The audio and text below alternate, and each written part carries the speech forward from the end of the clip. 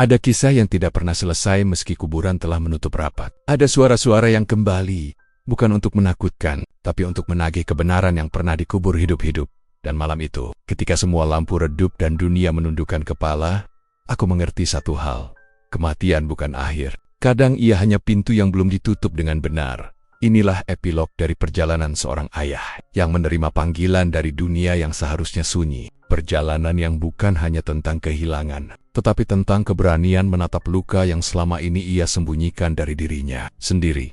Sebelum kita lanjut ke bagian terakhir ini, aku ingin bertanya pada kalian. Jika seseorang yang kau cintai menelepon setelah kematiannya, apa kau akan menjawab? Tuliskan jawabanmu di komentar, biarkan suara hati kalian menjadi bagian dari kisah ini. Hari itu, langit tidak mendung, tetapi rasanya seperti ada tirai kelabu yang ditarik paksa di atas kepalaku. Jalan menuju rumah sakit terasa lebih panjang dari biasanya, seolah waktu sengaja memperlambat langkahku agar aku sempat bersiap. Padahal tak ada ayah yang benar-benar siap untuk kehilangan. Tubuh Dimas terbaring di ranjang besi itu. Putih, hening, beku. Seakan seseorang telah menekan tombol pause pada hidup yang seharusnya masih panjang. Aku berdiri di sampingnya, memandangi wajah yang dulu penuh tawa, wajah yang sering menunduk malu ketika ku suruh ikut salat berjamaah. Wajah yang pernah menyandarkan kepalanya di bahuku saat suhu tubuhnya naik di masa kecilnya. Kini, wajah itu diam. Lebih diam dari diam apapun yang pernah ku tahu. Perawat menyerahkan formulir identifikasi. Tangan kiriku gemetar saat mencoba menandatangani. Tangan kanan kugunakan untuk menyentuh pipinya, berharap ada hangat yang tersisa. Tidak ada. Kulitnya sedingin batu yang dibasahi hujan malam. Apakah ini benar putra Bapak? Pertanyaan itu menusuk lebih tajam daripada kecelakaan itu sendiri. Aku tidak langsung menjawab. Bagaimana seorang ayah bisa mengakui bahwa tubuh yang tak bernyawa itu adalah anak yang dulu ia suapi, ia marahi, ia peluk, ia doakan? Tapi akhirnya, dengan suara yang seperti dicabut dari tenggorokanku sendiri, aku mengangguk. Ya, itu anakku, itu Dimas.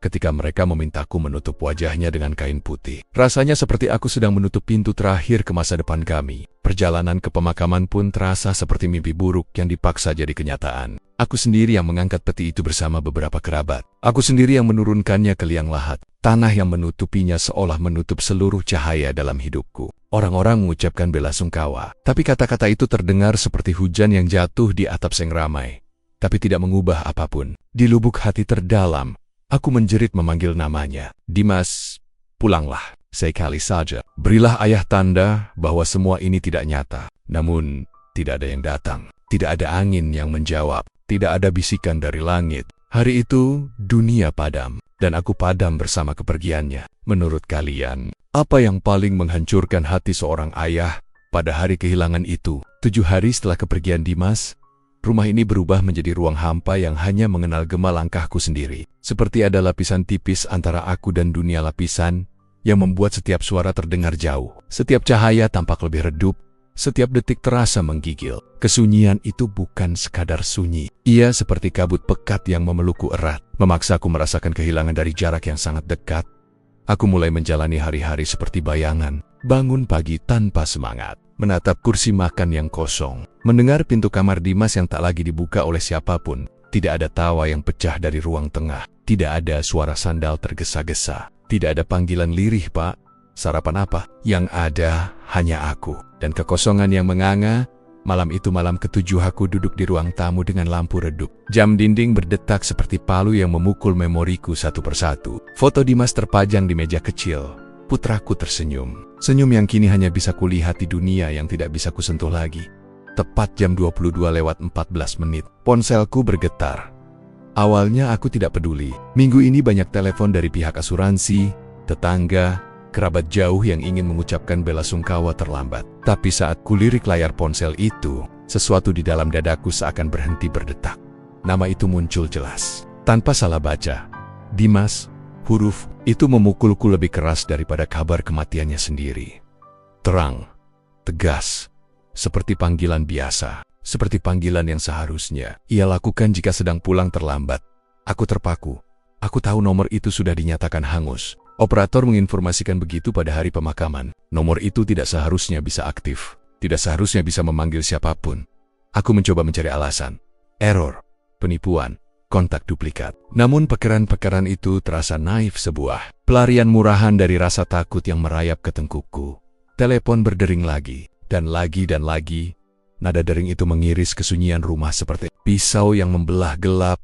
Aku akhirnya menggoreskan ibu jari pada layar sebuah gerakan kecil yang rasanya seperti melangkah masuk ke tempat yang seharusnya tidak kusentuh saat panggilan tersambung. Tidak ada suara selama beberapa detik. Hanya denging rendah seperti angin yang tertahan di balik pintu kamar yang rapat. Sampai akhirnya, "Pak," suaranya keluar pelan, datarnya kos. Tetapi ada sesuatu di baliknya seperti ia sedang menahan napas panjang. "Pak, aku belum pergi." Darahku seperti ditarik turun sampai ke ujung kaki. Itu suara Dimas. Suara yang kukenal sejak ia bisa menyebut kata ayah dengan cadel. Suara yang pernah memanggilku dari ruang tamu saat ia ketakutan oleh petir. Suara yang kini seharusnya tidak mungkin terdengar lagi. Aku tak bisa bicara. Lidu ke tenggorokanku terkunci. Jangan biarkan mereka menutup semuanya. Panggilan terputus. Sunyi di rumah ini tidak pernah sedingin malam itu. Rasanya seperti sesuatu telah membuka celah antara dunia orang hidup dan dunia yang lain. Celah yang seharusnya tetap tertutup.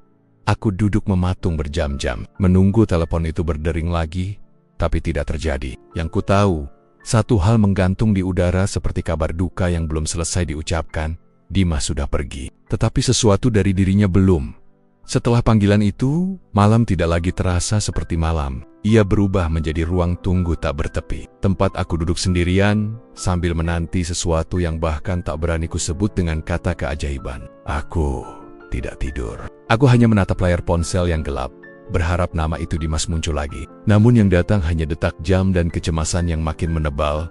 Keesokan paginya, aku mencoba meyakinkan diriku bahwa semua itu hanyalah ilusi yang lahir dari duka. Kesedihan punya cara kejam untuk menipu pikiran manusia. Tapi semakin aku mencoba menolak kenyataan itu, semakin kuat tatapan foto Dimas di dinding seolah berkata, "Ayah, dengarkan." Hari-hari setelahnya berjalan seperti aku dipaksa hidup dua kehidupan. Di satu sisi aku bekerja, menjawab pesan orang-orang yang mencoba menghiburku. Di sesi lain, pikiranku terseret kembali pada suara dari ujung telepon itu, suara yang tidak seharusnya ada di dunia ini.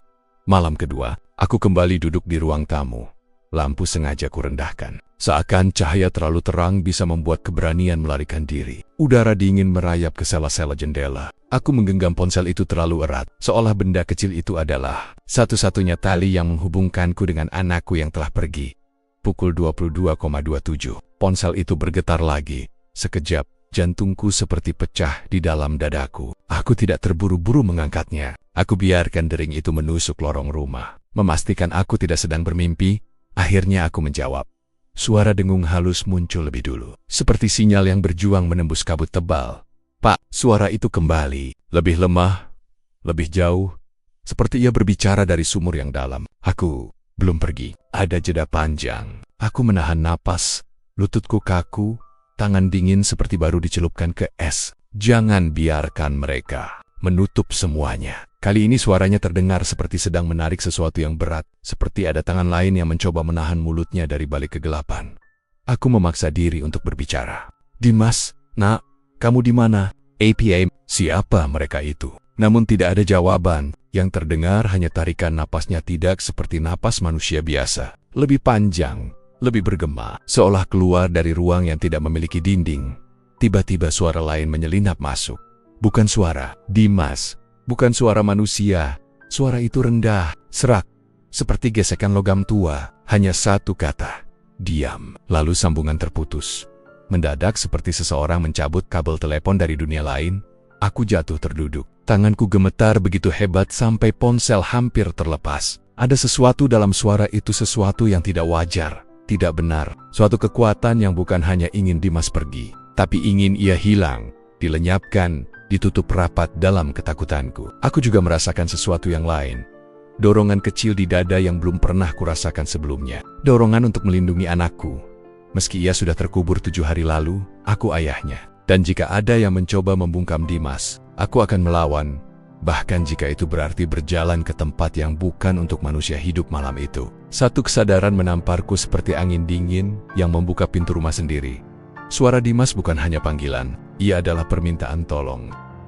Sejak panggilan kedua itu, rumahku tidak lagi terasa seperti rumah. ia berubah menjadi ruang asing yang memandangku balik. Setiap sudutnya seperti menyimpan bisikan, bukan bisikan yang terdengar jelas, tetapi jenis bisikan yang hanya bisa didengar oleh orang yang sedang kehilangan. Malam itu, malam pertama setelah suara kedua muncul, aku mencoba tidur. Tapi setiap kali memejamkan mata, aku mendengar kembali suara serak itu.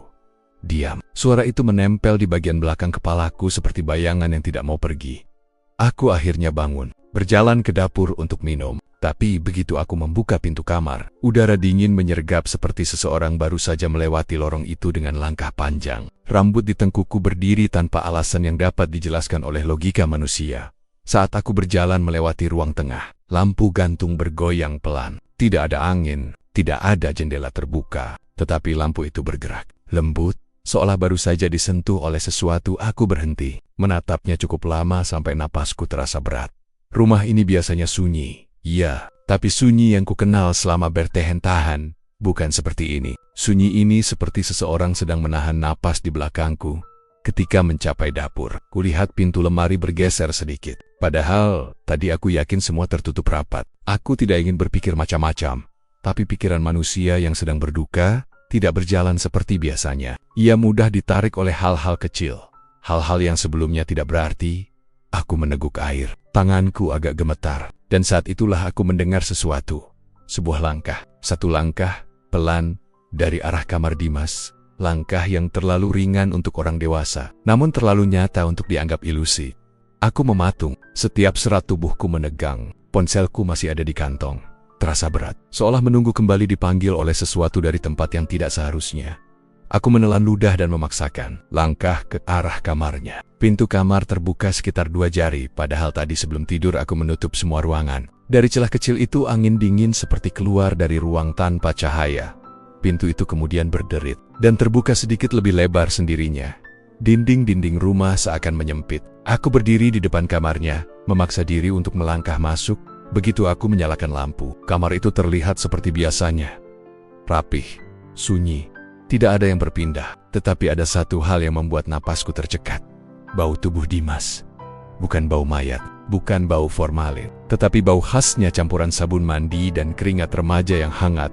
Aroma itu seharusnya sudah hilang, sudah terkubur bersama tubuhnya. Tapi malam itu, aroma itu hadir, menempel seperti kenangan yang menolak mati. Di meja belajarnya, buku catatan terbuka. Padahal terakhir kulihat, semua buku tertutup. Dan di halaman itu, ada tulisan dengan ballpoint biru. Bukan tulisan tanganku, bukan tulisan siapapun di rumah ini. Tulisan Dimas. Hanya satu kalimat, "Pak, jangan percaya mereka." Lututku melemah. Aku harus berpegangan pada meja agar tidak jatuh. Kalimat itu bukan sekadar peringatan. Itu adalah jeritan. Jeritan yang menembus batas antara dunia orang mati dan dunia orang hidup. Lampu kamar Dimas tiba-tiba berkedip sekali, 2 kali, lalu gelap sepenuhnya. Dalam gelap itu, untuk 1 detik yang panjang seperti seabad, aku merasakan bukan mendengar napas. Tepat di belakangku, hangat perlahan, seolah seseorang berdiri di sana. Seseorang yang pernah memanggilku ayah. Aku menutup mata, menahan ketakutan yang merambat setiap inci tubuhku. Saat ku buka mata lagi, lampu menyala kembali. Dan kamar itu kosong hening. Namun keheningan itu tidak menenangkan. Ia terasa seperti jeda. Sebelum sesuatu lainnya dimulai, malam itu aku sadar, panggilan itu bukan satu-satunya cara Dimas mencoba kembali. Ada sesuatu di dalam rumah ini yang tidak seharusnya ada. Pagi setelah malam penuh kejanggalan itu, aku memutuskan kembali ke rumah sakit. Ada sesuatu yang mengarahkanku ke sana, bukan hanya rasa penasaran, tetapi semacam tarikan halus, seperti tangan Dimas memegang ujung bajuku dan berbisik, "Pak, kesini, lihat apa yang mereka sembunyikan." Rumah sakit itu berdiri angkuh di tengah kota, tetapi pagi itu bangunannya tampak lebih kelabu daripada biasanya. Cat dinding yang putih, seperti tidak memantulkan cahaya matahari, dan lorong-lorongnya terasa seperti perut besar yang menelan siapapun yang masuk. Begitu aku melangkah ke dalam, aroma desinfektan menusuk hidung. Bau itu dulu biasa saja, tapi sekarang, bau itu mengingatkanku pada hari ketika Dimas mengembuskan napas terakhirnya. Bau yang tidak pernah benar-benar hilang dari ingatanku. Para perawat menyapaku dengan tatapan yang terlalu cepat berpaling, seolah kedatanganku adalah sesuatu yang mereka hindari. Seolah ada catatan tak terlihat yang tertulis di dahiku. Ayah, yang anaknya belum benar-benar pergi. Aku mendekati meja resepsionis. "Bu," kataku pelan, Saya ingin berbicara dengan dokter yang menangani putra saya. Perawat itu, seorang wanita muda dengan wajah pucat lelah, menelan ludah sebelum menjawab. Maaf, dokter sedang tidak bertugas, Pak. Ada siapapun yang bisa saya temui? Perawat jaga mungkin? Ia menunduk, jari-jarinya gelisah mengetuk meja. Sebenarnya, kami diminta tidak membicarakan kejadian itu lagi. Kejadian itu, seolah kematian anakku hanyalah catatan administratif yang bisa disapu bersih. Aku menarik napas dalam. Saya, ayahnya. Saya berhak tahu. Ia menatapku untuk pertama kalinya, tatapan yang bukan sekadar takut, tapi juga menyimpan sesuatu yang seperti rasa bersalah. Akhirnya ia berbisik, sangat pelan. Pak, ada rekaman CCTV yang, entahlah, membuat kami semua tidak nyaman. Kepala ruangan minta Bapak datang. Dadaku mengencang. Rekaman seperti apa? Dia menggeleng, menelan ketakutan. Sebaiknya Bapak lihat sendiri. Ia memintaku menunggu di ruang kecil dekat kamar mayat. Ruang itu penuh kursi besi yang dingin dan bau lembab yang menempel di dinding seperti jamur tua. Di sana, waktu berjalan lebih lambat. Setiap detik seperti menetes dari langit-langit, menimpa kepalaku satu persatu. Ketika kepala ruangan datang, langkahnya berat dan wajahnya tampak seperti menanggung beban yang tak ingin ia pikul. Pak, katanya, ini seharusnya tidak saya tunjukkan. Tapi rekaman ini berkaitan dengan malam sebelum Dimas dinyatakan meninggal. Ia memasukkan flash disk ke komputer. Layar menyala. Aku menahan napas. Jam pada rekaman menunjukkan 03,12 dini. Hari. Lorong menuju kamar mayat tampak kosong. Lampu kedap-kedip, seperti rumah sakit sedang menahan sesuatu di dalam tenggorokannya. Lalu, sebuah bayangan muncul. Sosok itu berjalan perlahan, sangat perlahan, menuju pintu kamar mayat. Tanpa ragu. Seolah ia tahu kemana harus pergi. Kepala ruangan menatap layar tanpa berkedip. Tolong lihat lebih dekat, Pak. Aku mendekat. Sosok itu berhenti di depan pintu kamar mayat. Berdiri, membisu, tidak bergerak sama sekali. Dan aku melihatnya, posturnya, cara rambutnya jatuh ke dahi. Cara pundaknya sedikit miring ke kiri seperti kebiasaannya sejak kecil. Itu Dimas. Tidak mungkin, tetapi itu Dimas. Tubuhku melemah, napas hilang, tenggorokan kering. Setelah berdiri 1 menit, kata kepala ruangan pelan, sosok itu hilang. Begitu saja. Dan benar, di detik ke-61, sosok itu lenyap seperti asap yang ditarik ke dalam lubang gelap yang tidak terlihat. Aku menutup mulutku dengan tangan. Rasanya seperti dunia menarik alas di bawah kakiku. Namun kepala ruangan belum selesai. Pak, yang membuat kami semua tidak bisa tidur adalah ini. Ia memutar rekaman dari sudut kamera lain kamera, tepat di atas pintu kamar mayat. Di sana, sebelum Dimas menghilang, ada sesuatu yang terlihat hanya setengah detik. Setetes air jatuh dari dagunya. Air yang bukan air mata, tetapi darah. Sosok itu menangis darah.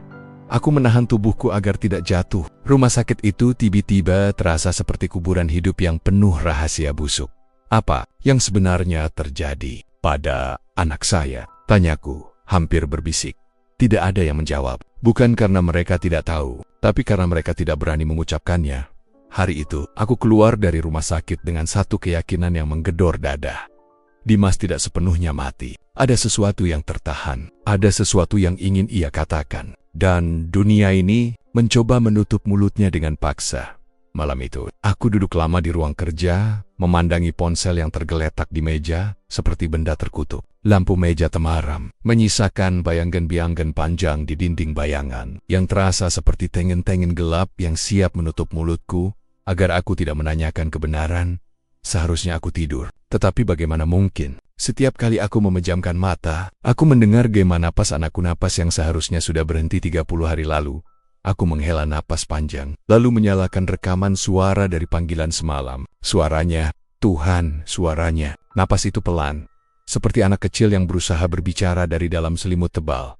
Ayah, hanya satu kata itu, tapi cukup untuk membuat seluruh tubuhku merinding. Bukan karena takut, tapi karena aku mengenal suara itu lebih dari aku mengenal diriku sendiri. Aku mendengarnya sejak pertama kali ia menangis di pangkuanku. Suara itu adalah bagian dari tubuhku, dari darahku. Namun kini, suara itu terdengar jauh, seperti diseret dari tempat yang tidak seharusnya ada.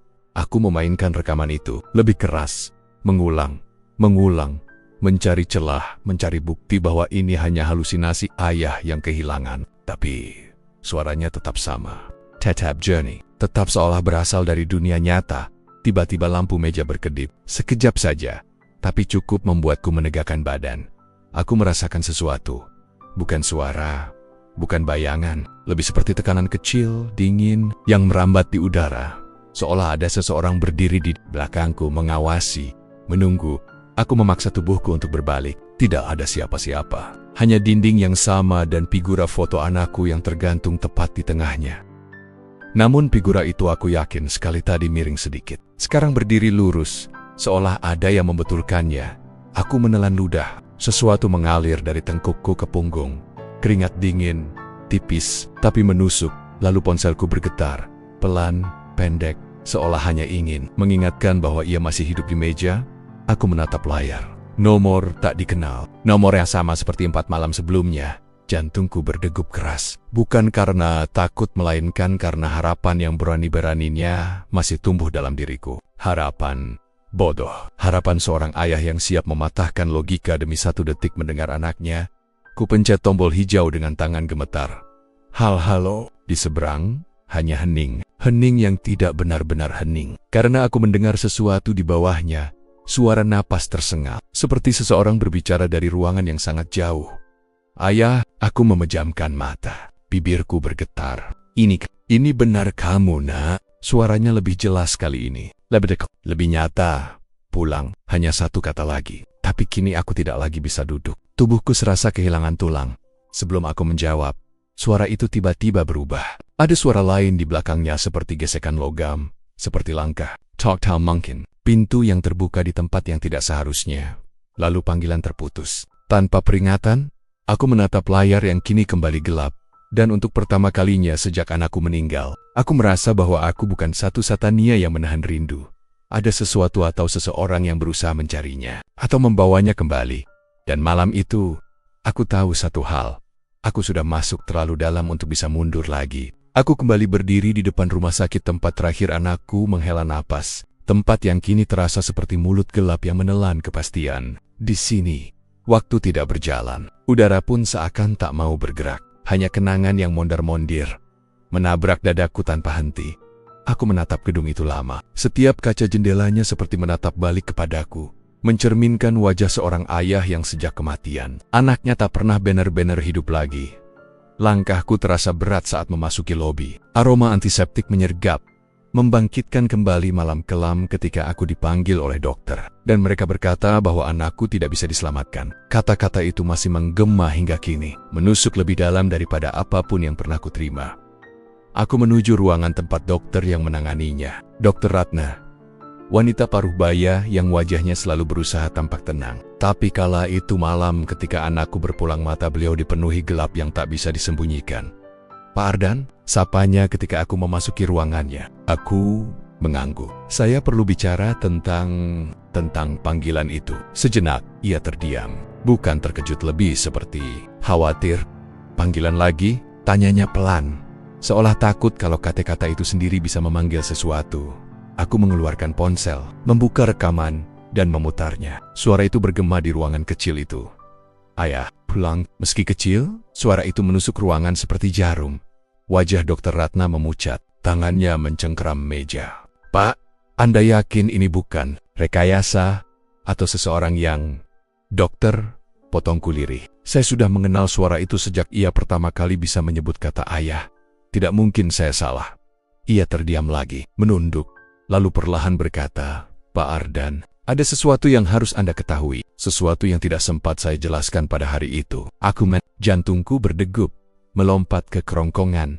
Ia bangkit, membuka laci, dan mengeluarkan sebuah map tipis berwarna krem. Map itu tampak lama, seperti sudah beberapa kali dibolik-bolik, hanya untuk dihentikan pada halaman yang sama. Ini hasil terakhir sebelum kami menyatakan anak Anda meninggal. Ia menyerahkan padaku. Tanganku gemetar saat membuka lembar pertama. Lalu aku membeku. Di situ, tercetak grafik detak jantung detak terakhir. Namun di bawahnya, ada catatan tangan dokter jaga yang kutahu sangat hati-hati dalam menulis. Pasien berhenti pada jam 2:10. Lalu, kalimat berikutnya tercoret, tapi masih bisa kubaca samar. Ada aktivitas listrik singkat 3 menit setelahnya. Tidak lazim, tidak sesuai respons otak seperti sinyal dari luar tubuh. Aku mengangkat wajahku perlahan. Suaraku serak. Kenapa ini tidak diberitahukan kepada saya? Dokter Ratna menutup matanya. Karena kami tidak mengerti apa itu. Kami pikir hanya noise mesin. Hal yang tidak sengaja terekam. Dan kami takut menambah beban Anda. Aku menggenggam map itu erat. Dokter, panggilan ini sudah terjadi 5 malam. No more. Yang sama. Suara yang sama. Lalu ia bilang ingin pulang. Ia menghela napas. Tangan meraih gelas air di mejanya. Pak Aden, apa Anda sadar bahwa fenomena seperti ini tidak mungkin terjadi tanpa sesuatu yang melibatkan energi biologis yang sangat kuat atau emosi yang belum selesai? Emosi yang belum selesai. Kalimat itu menusuk lebih tajam daripada pisau. Anak saya tidak pernah selesai berpamitan, bisikku. Dan saya pun tidak pernah selesai merelakannya. Hening yang menjalar seperti kabut. Sebelum aku sempat menutup map itu, terdengar suara langkah tergesa di luar ruangan. Seorang perawat muda masuk, wajahnya panik. Dokter MAAF. Tapi kami baru saja menerima laporan dari ruang penyimpanan jenazah lama. Ruangan itu malam tadi terdengar seperti ada seseorang berjalan di dalam. Aku dan dokter saling menatap. Darahku seketika membeku. Perawat itu melanjutkan. Suaranya gemetar. Kunci ruang itu tidak dibuka sejak malam anak Pak Ardan meninggal. Dan di benakku hanya satu kalimat yang terus bergema. Jika benar ada yang berjalan di sana, lalu siapa yang memanggilku setiap malam? Aku berdiri di depan pintu besi ruang penyimpanan jenazah lama, ruangan yang seharusnya hanya menyimpan sisa-sisa kehidupan. Bukan bisikan yang masih hidup. Pintu itu kusam, catnya terkelupas, dan angka 03 di permukaannya. Hampir hilang seperti enggan mengingat apapun yang pernah terjadi di baliknya. Perawat yang tadi memberi laporan menatap kami dari kejauhan, seolah takut jika semakin dekat, sesuatu dari ruangan itu akan menempel padanya. Dokter Ratna memegang clipboard di dadanya, napasnya pendek-pendek, seperti seseorang yang tahu bahwa ia sedang melanggar batas yang seharusnya tidak dilanggar. Pak Ardan, kita tidak perlu memaksakan ini, ucapnya pelan, seperti menawarkan kepalaku teduh, padahal kita sedang berdiri di tepi badai. Aku menatap pintu itu. Ada tarikan yang tak bisa kutolak, seolah seseorang di dalam sedang menempelkan telapak tangan ke sisi lainnya dan berbisik. Ayah, jangan pergi, jangan tutup pintunya. Saya harus masuk, jawabku lirih. Jika suara itu benar, jika Dimas masih menunggu, saya tidak bisa hanya berdiri diam. Dokter Ratna mengangguk dengan ragu. Perawat menyerahkan kunci. Aku meraihnya. Kunci dingin itu menggigil di tanganku, atau mungkin justru tanganku yang menggigil. Saat ku masukkan ke lubang kunci, ada suara klik pelan. Namun setelah itu, hal yang tidak seharusnya terjadi justru terjadi. Gagang pintu bergetar sedikit, seolah ada yang menyentuhnya dari dalam. Aku menahan napas, jantungku membentur tulang rusuk. Dima, bisikku tanpa sadar. Tidak ada jawaban, tapi udara di sekitarku mengental, seperti ada sesuatu yang ikut mendengarkan. Perlahan, aku mendorong pintu itu. Sendi engselnya berderit, suara panjang yang terdengar seperti rintihan, membuat tengkukku merinding. Ruangan gelap, lampu neon di atas tampak mati. Namun dari sudut paling belakang, ada satu garis cahaya tipis, seperti pantulan pada permukaan logam. Lampunya memang sudah rusak lama, Pak, kata perawat dari balik bahu dokter. Tidak ada siapa-siapa yang masuk sejak malam itu. Aku melangkah masuk. Bau dingin memenuhi paru-paruku, bau yang hanya bisa dimiliki ruangan yang menyimpan kepergian. Sementara itu, langkahku bergema pelan, memecah sunyi seperti retakan di sisi kanan. Deretan laci mayat tertutup rapat, namun satu hal membuat bulu kuduku berdiri. Salah satu gagangnya terlihat berembun. Bukan embun udara, lebih seperti bekas sentuhan tangan manusia. Tanganku gemetar saat mendekat. Setiap langkah terasa seolah lantai beton itu ingin menahan langkahku, menarikku untuk mundur. Tapi suara-suara rekaman Dimas yang kuputar semalam, suara yang pecah, lirih, kadang terdengar tercekik, membuatku terus melangkah. Aku menyentuh gagang laci itu. Dingin, sangat dingin. Lalu, aku menariknya. Laci itu kosong. Tidak ada tubuh. Tidak ada apapun. Hanya selembar kertas kecil, tertekuk, terjepit di sudut dalam. Seolah seseorang meninggalkannya dengan sengaja. Aku mengambilnya. Kertas itu sedikit basah, entah oleh apa. Saat ku buka, tulisan tangan yang sangat ku kenal menyambutku. Tulisan Dimas. Tulisan yang dulu sering memintaku membelikan es krim sepulang sekolah. Tulisan yang dulu ia gunakan untuk menulis catatan kecil. Maaf, ya, aku telat pulang. Dan kini tulisan itu mengatakan, Pak, ada yang membuat aku tidak bisa pergi. Dadaku mencengkeram. Lututku hampir rubuh. Aku harus berpegangan pada laci itu agar tetap berdiri. Apa maksudnya ini? Bisik Dr. Ratna dari belakangku. Aku tidak menjawab. Aku tidak bisa, karena tepat saat itu, ponselku bergetar di saku. Terus bergetar. Tak behen. Namun ketika kulihat layar, darahku hampir berhenti mengalir. Nama itu muncul lagi. Dimas 03,12 memanggil. Dr. Ratna menutup mulutnya dengan tangan. Perawat mundur 2 langkah, matanya melebar. Aku menelan ludah, tangan gemetar hebat. Ruangan menjadi lebih dingin, napasku berkabut. Dengan suara tercekat, aku memencet tombol hijau itu. Halo, hening beberapa detik. Lalu, seseorang berbisik, pelan, retak, penuh ketakutan. Ayah, jangan biarkan mereka menemukan aku di sini. Suaranya terdengar sangat dekat, seperti ia berdiri tepat di belakangku. Suaranya masih menggantung di udara, seperti benang tipis yang menghubungkan dunia orang mati dan dunia orang yang belum siap ditinggalkan. Kata-kata Dimas tahu sesuatu yang memakai suaranya menggema di dalam kepalaku.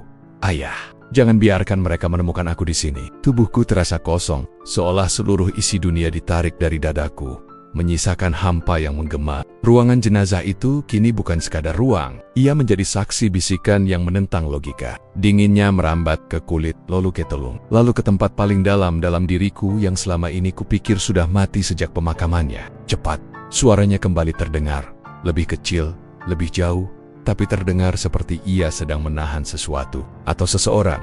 Dr. Ratna meletakkan tangannya di bahuku. Sentuhannya membuatku tersadar bahwa aku bukan mimpi buruk yang berdiri di ambang delusi. Ada orang lain di sini yang juga mendengar, yang juga membeku ketakutan. Pak Ardan, bisiknya. Ada sesuatu yang tidak beres. Ini bukan sekadar gangguan teknis. Suara ini punya tekanan emosional nyata. Aku ingin menjawab, tapi sebelum sempat membuka mulut, telepon itu mengeluarkan suara lain. Bukan suara Dimas, bukan suara manusia. Sesuatu seperti dengusan panjang yang teredam, berat, seperti napas makhluk yang menempelkan mulutnya terlalu dekat pada mikrofon. Suara itu menggerus telingaku, masuk ke tulang belakangku, membuat bulu kuduk bangkit seperti rumput liar di tanah tak bertuan.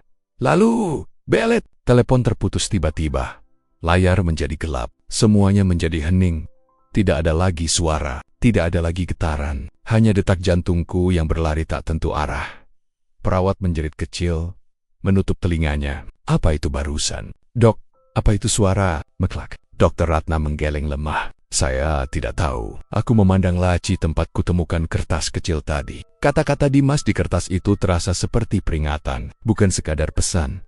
Ada yang membuat aku tidak bisa pergi. Jika memang ada sesuatu yang menahan anakku, maka suara gelap tadi apapun itu mungkin adalah penjaganya atau penculiknya. Aku berusaha menarik napas panjang, tapi dadaku terasa dikurung. Langkahku goyah saat keluar dari ruangan itu. Lampu lorong berkedip pelan, seperti mengetuk ketakutanku. Kami berjalan menuju ruang keamanan, tempat CCTV berada. Perawat membawa kami, meski langkahnya bergetar. Ada sesuatu yang perlu Bapak lihat, katanya. Ini rekaman dari semalam. Aku merasa jantungku berhenti sejenak. Kami memasuki ruang kecil penuh layar yang menampilkan sudut-sudut rumah sakit. Operator keamanan menunduk, tak berani menatapku, Pak. Ini rekaman dari jam 3:12 menit. Waktu yang sama saat telepon Bapak berdering setiap malam. Tenggorokanku tercekat. Operator memutar rekaman, layar menampilkan lorong sepi, cahaya redup, kamera sedikit bergetar, entah kenapa. Lalu muncul sosok seorang lelaki muda. Berdiri diam, rambut sedikit berantakan, baju rumah sakit. Itu Dimas. Langkahku terhenti. Ruangan terasa berputar. Di layar, ia berdiri memunggungi kamera, seakan sedang menunggu sesuatu. Lalu ia memiringkan kepala sedikit, seakan mendengarkan telepon. Lalu ia berbisik sesuatu, tapi tanpa suara, hanya gerakan bibir. Aku mendekat, menempelkan wajah pada layar. Bibirnya bergerak perlahan. Ayah, tolong. Sebelum aku sempat memprosesnya, sosok itu tiba-tiba menenggak. Saat wajahnya tampak jelas di kamera, aku merasa seluruh darah dalam tubuhku membeku menjadi es. Wajah itu adalah Dimas, tapi mata itu kosong, putih, seolah pupilnya telah lepas. Dan tepat sebelum rekaman berakhir, di belakang Dimas, di sudut gelap loro, terlihat bayangan besar tak beraturan, tidak berbentuk tubuh manusia, tidak memiliki wajah, hanya siluet gelap yang menempel pada dinding. Bergerak sedikit, seolah mengikuti anakku. Rekaman berakhir secara paksa. Layar menjadi hitam. Dokter Ratna terisak kecil. Perawat memegang dadanya. Operator keamanan menunduk dalam-dalam, seperti memohon agar apa yang ia lihat tidak nyata. Aku memejamkan mata, tapi itu tidak menghapus bayangan itu dari ingatanku. Aku tahu apapun yang mengikuti. Dimas bukan sesuatu dari dunia ini. Dan sesuatu di dalam diriku berbisik. Jika bayangan itu mengikutinya, maka semua panggilan Dimas selama ini bukan sekadar pesan. Itu adalah permintaan tolong dari anak yang terperangkap antara hidup dan mati dan bayangan. Itu makhluk itu sedang memastikan ia tidak pergi kemanapun, termasuk kembali padaku. Malam itu, rumahku tidak lagi terasa seperti rumah. Dinding-dindingnya seperti kertas tipis yang menahan sesuatu yang ingin masuk. Lampu ruang tamu redup, memancar kuning pucat seperti lilin yang hampir padam. Setiap sudut terasa lebih gelap dari biasanya gelap yang bukan karena kurang cahaya, tapi karena ada sesuatu yang menelan cahayanya. Aku duduk di kursi tua dekat jendela, menatapi halaman depan yang kosong. Angin tidak berhembus, tetapi dedaunan bergerak sedikit, pelan, seakan ada langkah yang lewat tanpa tubuh yang terlihat. Ponselku tergeletak di meja, layar mati, tetapi kehadirannya seperti mata kedua yang terus mengawasi. Jam dinding berdetak pelan. 03, 04, 03, 06, 03,08. Aku tahu, dalam 4 menit, telepon itu akan berdering lagi. 4 menit lagi dunia akan terbelah lagi, antara yang hidup dan yang tertahan. Aku memejamkan mata, mencoba menarik napas panjang. Tapi begitu kelopak mataku menutup, bayangan dari rekaman CCTV itu muncul lagi, bayangan besar di belakang Dimas. Tanpa bentuk, tanpa wajah, tetapi memiliki niat. Sebuah niat yang membuat kulitku merinding hingga di bawah tulang. Siapa atau apa yang menahan anakku? Dinding rumah berbunyi pelan. Krek, seperti seseorang berjalan di loteng. Aku berdiri. Dimas, panggilku refleks. Suara tercekat. Tidak ada jawaban. Hanya hening yang menatap balik. Kemudian, seperti sesuai jadwal yang tidak pernah meleset. Der. Telepon bergetar. Layar menyala. Namanya muncul. Dimas 03,12. Ku menelan napas, menekan tombol hijau. Dimas. Ayah di sini. Ada J. Jeda yang terlalu panjang. Jeda yang membuat jantungku terasa seperti digantung pada seutas benang rapuh. Lalu suara itu muncul. Bukan suara makhluk gelap. Bukan dengusan yang menyeret. Tetapi suara anakku. Suaranya seperti dulu, saat ia kecil dan memanggilku dari lorong kamar. Pak, kali ini suaranya terdengar lebih jelas.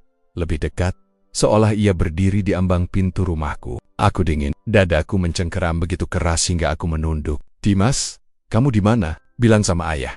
Ayah jemput kamu. Ayah bawa kamu pulang. Lalu suaranya berubah pelan, seperti ia menutupi mulutnya dengan tangan. Mereka mencari aku, Pak.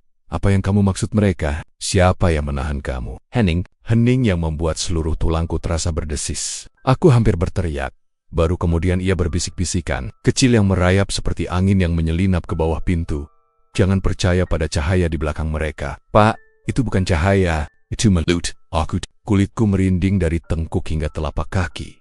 Dimas, apa yang kamu lihat? Apa yang kamu maksud mulut? Telepon itu tidak menjawab, tapi terdengar langkah. Langkah kecil. Langkah yang pernah ku tahu. Langkah anak yang dulu selalu menabrak karpet karena terlalu terburu-buru. Langkah itu berjalan, memutari ruangan di seberang ujung telepon, atau memutari aku. Aku merasakan sesuatu di belakangku, bukan suara, bukan bayangan, tapi kehadiran, seakan seseorang berdiri tepat di belakang kursiku. Pak, suara Dimas pecah. Panik, jangan balik. Tapi aku sudah menoleh, dan di sudut ruangan, tepat di dekat lemari tua, ada sesuatu. Bukan tubuh, bukan makhluk penuh, tapi sebuah bayangan seperti gumpalan asap hitam yang menempel pada dinding, bergerak pelan, seperti sedang merayap ke arahku. Tidak memiliki kaki, tidak memiliki wajah, hanya kedalaman gelap yang bergerak melawan arah cahaya. Telepon masih terbuka di tanganku. Ayah, suaranya hampir menangis. Jangan biarkan mereka mengambil aku lagi. Bayangan itu bergerak sedikit, seperti sedang merayap turun. Aku mundur. Kursi tersentak. Langkahku goyah. Dimas, katakan, aku harus ke mana? Di mana kamu sebenarnya? Lalu, suaranya berubah menjadi lebih jauh, lebih terperangkap. Ayah, cepat temukan aku sebelum suaraku hilang. Aku tidak punya banyak malam lagi. Telepon mendadak mati. Bayangan di sudut ruangan berhenti, lalu menghilang begitu saja lenyap, seperti asap yang disedot ke dalam dinding. Aku terdiam lama. Tubuhku masih gemetar. Satu kalimat terpahat jelas di dalam kepalaku. Jika anakku masih bisa berbicara, berarti ia masih bertahan di suatu tempat. Terjebak, dicari, diburu, dan aku harus menemukannya sebelum suara itu padam selamanya. Pagi datang seperti tamu yang tidak kuundang. Cahaya matahari menembus tirai rumahku, tetapi tidak mampu mengusir gelap yang mengendap di sudut-sadut ruangan. Meski bayangan itu telah lenyap, kehadirannya masih terasa seperti jejak dingin yang menempel di kulit. Aku duduk di meja makan, menatap secangkir kopi yang tak kusentuh. Tanganku gemetar tiap kali kejadian semalam melintas di pikiranku. Suara Dimas, langkah-langkahnya, dan bayangan tanpa wajah itu. Semuanya membentuk simpul ketakutan yang belum bisa kuurai. Ayah, jangan balik. Kalimat itu masih terdengar, pecah, tersangkut antara cinta dan ketakutan. Aku menyapu wajahku dengan kedua tangan, mencoba meredakan gemuruh di dada. Tidak berhasil. Ponselku tergeletak di meja. Layar retak tipis. Mungkin karena ku genggam terlalu kuat. Namun itu bukan yang membuat dadaku berat. Yang membuatku tertekan adalah kenyataan bahwa Dimas kini berbicara seperti orang yang sedang berlari dari sesuatu atau seseorang. Dan jika suara itu semakin lemah setiap malam, maka waktu yang tersisa untuk menyelamatkannya semakin sedikit. Aku memutuskan kembali ke rumah sakit. Tempat segala keganjilan bermula. Lorong rumah sakit tampak sibuk seperti biasa. Orang berjalan, perawat mendorong troli, suara monitor berdenyut pelan. Tapi bagiku semua itu seperti kedok tipis. Di balik keramaian itu ada sesuatu yang bersembunyi. Sesuatu yang menatap dari sela-sela lampu. Neon yang terus berkedip seperti mata yang tak berkedip. Aku mendatangi ruang Dr. Ratna malam itu. Rumahku seperti rongga dada yang kehilangan detak. Sunyi, tetapi ada denyut aneh yang merayap dari sudut-sudutnya seperti rumah ini tidak benar-benar diam. Hanya menahan sesuatu agar tidak bocor keluar. Aku duduk di kursi ruang tamu, menatap layar ponsel yang gelap, menunggu dering yang kian lama kian terasa seperti ritual. Dan tepat pukul 0, dering itu datang lagi. Nama itu muncul dengan kejelasan yang membuat dadaku seketika mengencang. Dimas. Aku mengusap wajahku dengan tangan gemetar. Setiap malam aku mengangkat telepon ini. Tetapi malam ini, entah kenapa, aku merasa Dimas tidak akan sendiri. Ku pencet tombol hijau Dim. Nak, ayah di sini. Hening beberapa detik, hening yang panjang, hampir seperti seseorang sedang memutuskan apakah ia cukup kuat untuk bicara. Lalu suaranya muncul pelan, parau, terputus-putus, seperti dicabik dari dua arah berbeda, Pak. Jangan percaya mereka. Aku terperanjat. Mereka siapa, Dim? Katakan. Pada ayah. Tapi seperti malam-malam sebelumnya, suara itu tidak langsung menjawab. Yang terdengar justru suara lain, suara lirih. Seperti seseorang menarik napas panjang dari balik dinding yang tidak terlihat. Suara itu bukan Dimas. Tidak ada nada polos di dalamnya. Tidak ada rasa takut. Hanya dingin yang berjalan di tulangku. Lalu terdengar sesuatu. Suara gesekan. Suara seolah ponsel diseret di lantai. Suara langkah kaki. Kemudian, tiba-tiba, dua suara berbicara bersamaan. Yang satu adalah Dimas, yang satu aku tak tahu siapa. Keduanya tumpang tindih, seperti dua gelombang radio yang memaksa masuk ke frekuensi yang sama. Ayah, jangan biarkan mereka. Kau tidak seharusnya mendengar ini. Aku belum pergi. Kau membuka pintu yang tak bisa kau tutup. Aku menggigit bibirku keras hingga terasa asin. Dimas, nak. Bicara satu-satu. Ada apa? Apa yang kau maksud? Seketika, suara asing itu membesar tidak berteriak. Tapi berat, seperti pintu besi raksasa yang menutup. Dia, milik kami. Lalu suara Dimas memotongnya. Cepat, terdesak. Seperti seseorang yang berusaha menyelipkan pesan terakhir sebelum pintu tertutup sepenuhnya, Pak. Tolong, jangan biarkan mereka, Mem. Telepon terputus. Aku berdiri mendadak. Kursi terjungkal di belakangku. Jantungku menghantam tulang rusuk seperti ingin keluar. Aku memandang ponselku yang kembali gelap. Seolah layar itu adalah liang kecil menuju dunia yang tidak ingin kubayangkan.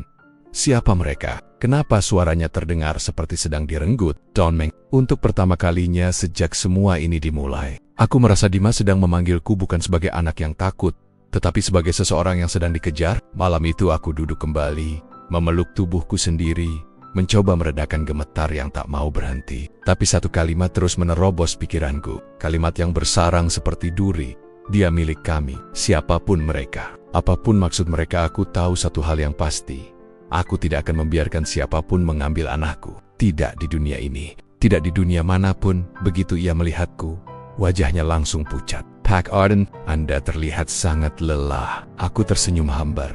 Saya tak tidur. Setiap kali memejam, suara itu kembali. Dan saya lihat sesuatu semalam. Di rumah, apa? Ia maju mendekat, napasnya tertahan, sebuah bayangan. Seperti gumpalan hitam, tidak berbentuk manusia. Aetherium. Sesaat kemudian, ia menutup pintu. Pak Ardan, saya ingin menunjukkan sesuatu. Suara beliau bergetar, tidak lagi seorang dokter yang tenang, tapi seseorang yang juga takut. Ia mengambil laptop dari atas meja, membuka folder rekaman rumah sakit. Ada satu file bernama 03,12. Ruangan jenazah, lama MOF jantungku mencelos. Ini rekaman dari malam pertama setelah pemakaman Dimas. Katanya, lirih. Kami tidak berani menunjukkannya sebelumnya. Ia memutar video. Layar menampilkan ruangan yang sama yang kumasuki tempo hari. Gelap, sepi. Lalu, di sudut ruangan, terlihat Dimas tidak berdiri, tidak berjalan. Ia duduk membelakangi kamera, menunduk seperti memegangi kepalanya sendiri. Dimas, gumamku. Tubuhku maju sendiri. Di rekaman, ia bergerak pelan. Bahunya naik turun, seperti sedang menangis tanpa suara. Lalu ada sesuatu di belakangnya, sesuatu yang merayap keluar dari kegelapan. Bukan manusia, bukan binatang, bukan bayangan. Lebih seperti kabut hitam yang menggantung rendah, lalu memanjang. Seperti tangan tanpa bentuk yang meraih punggung anakku, dan saat sentuhan itu menyentuh bahu Dimas, tubuh anakku tersentak seperti disambar rasa sakit yang tiba-tiba. Apa itu? Suara Dr. Ratna berbisik. Dalam rekaman, Dimas memalingkan wajahnya sedikit. Matanya lurus ke arah kamera, dan dengan gerakan bibir yang perlahan, ia mengucap satu kata, "Ayah." Setelah itu, rekaman mendadak berbayang, lalu mati. Aku memegang meja agar tidak ambruk. Pak Ardan. Dr. Ratna meletakkan tangannya di bahuku. Apapun ini, bukan hanya fenomena suara. Ada interaksi fisik, ada sesuatu yang mengikatnya. Aku tidak lagi sekadar takut. Aku marah, karena kini semakin jelas bahwa anakku tidak hanya terjebak, ia sedang ditahan. Ada satu tempat lagi yang perlu kita periksa, kataku setelah mampu bernapas normal lagi. Di mana? Tanya dokter. Ruang tempat Dimas dirawat sebelum dinyatakan meninggal. Dr. Ratna tampak ragu, tetapi akhirnya mengangguk. Kami berjalan menuju lantai 2, ke kamar rawat nomor 217, kamar tempat aku terakhir memegang tangan Dimas dan memohon agar ia bertahan saat pintu dibuka. Aroma obat menyergap, tempat tidur rapi, jendela tertutup rapat, namun begitu aku melangkah masuk, ada sesuatu yang langsung menghantamku. Suasana kamarnya berbeda, dingin, pekat, seperti ruangan ini masih menyimpan sisa-sisa kehadirannya. Di meja kecil samping ranjang, aku melihat sesuatu yang membuat tubuhku membatu. Ponsel putih yang ia gunakan sebelum kecelakaan. Ponsel yang menurut laporan sudah hancur pada malam ia meninggal. Kenapa ini ada di sini? Tanyaku, suara serak. Dr. Ratna terkejut. Saya tidak pernah melihat ponsel itu sebelumnya. Itu mustahil. Aku meraih ponsel itu. Layarnya mati, bodinya utuh. Lalu ponsel itu bergetar di tanganku. Layar menyala. Bahasa yang tidak seharusnya ada. Simbol-simbol acak muncul, huruf-huruf rusak yang seperti dicakar dari sisi lain. Dan di bawahnya, satu pesan terbaca. Jelas, Pak. Mereka sudah tahu ayah mengkari. Seketika cahaya lampu kamar bergetar. Temperatur ruangan turun drastis. Dan sebelum siapapun bisa bergerak, ponsel itu tiba-tiba memutar suara sendiri. Suara yang membuat darahku berhenti mengalir. Bukan suara Dimas, bukan suara manusia. Dalam, seperti seseorang bernapas di dalam air hitam pekat, mengatakan, "Jangan ikut campur." Lalu ponsel itu mati. Dan untuk pertama kalinya sejak ini semua dimulai, aku sadar bahwa yang kucari bukan hanya anakku. Aku sedang melawan sesuatu yang tidak ingin ia ditemukan. Keesokan paginya, aku terbangun bukan karena matahari, melainkan karena rasa takut yang menempel di kulit seperti kabut dingin. Suara itu suara yang bukan Dimas masih berputar di dalam kepalaku. Bergema seperti langkah di lorong kosong. Dia milik kami. Kata-kata itu membuat rumahku terasa seperti perangkap. Setiap sudutnya seakan mengawasi aku, menunggu aku membuat kesalahan. Aku menatap ponsel yang tergeletak di meja. Tidak berdering, tidak bergerak. Tetapi rasanya seperti benda itu sedang memperhatikan. Siang itu aku memutuskan untuk kembali ke rumah sakit. Kata-kata Dimas semalam, "Jangan percaya mereka," terus menggerogoti pikiranku. Siapa mereka? Dan siapa yang mencoba menutup sesuatu? Ketika aku tiba, Seorang petugas keamanan yang semalam sempat berbicara denganku menghampiri dengan raut wajah tegang. "Pak, kepala ruangan meminta Bapak datang ke ruang CCTV," katanya. Ada sesuatu lagi, hati kecilku merosot. Aku mengikutinya menyusuri koridor. Lorong itu terasa lebih panjang dari seharusnya. Lebih sunyi dari rumah sakit manapun yang kukenal. Seakan dindingnya menyerap semua suara agar tidak ada yang sempat kabur. Saat pintu ruang CCTV dibuka, 3 orang sudah ada di dalam. Kepala ruangan, 2 teknisi, dan layar besar yang menampilkan rekaman berefek statis. "Pak, kami pikir Anda harus melihat ini." Itu kalimat yang tidak pernah ingin kudengar lagi. Teknisi memundurkan rekaman ke jam 3:12. Waktu yang sama seperti rekaman pertama yang pernah mereka tunjukkan. Gambar bergoyang, statis berkelebat, suara retakan digital terdengar. Meski ini hanya visual, di tengah frame, lorong menuju kamar mayat tampak kosong. Tapi hanya 3 detik kemudian, sesuatu muncul. Tubuh seorang pemuda, kududuk, kurus. Pundaknya turun seperti menahan dunia, kepala sedikit menunduk. Aku mengenali postur itu secepat napas pertama. Dimas, tapi ada yang berbeda kali ini. Wajahnya menghadap kamera. Aku menahan napas. Di layar, Dimas berdiri diam, tapi matanya bukan mata yang kukenali, bukan mata anakku yang hangat. Mata itu kosong, gelap, seperti 2 sumur yang tidak memantulkan cahaya, hanya menelan apapun yang melihatnya. Kepala ruangan menelan ludah. "Lanjutkan." Rekaman bergerak. Dimas mengangkat tangan, perlahan, seperti memberi isyarat. Jari telunjuknya mengarah ke kamera, ke arah kami, ke arahku. Lalu, bibirnya bergerak. Aku terpaku. Suaranya tidak terekam, tapi bentuk bibir itu jelas, sangat jelas, seperti seseorang yang berteriak tanpa suara. "Ayah." Dadaku seakan diremas.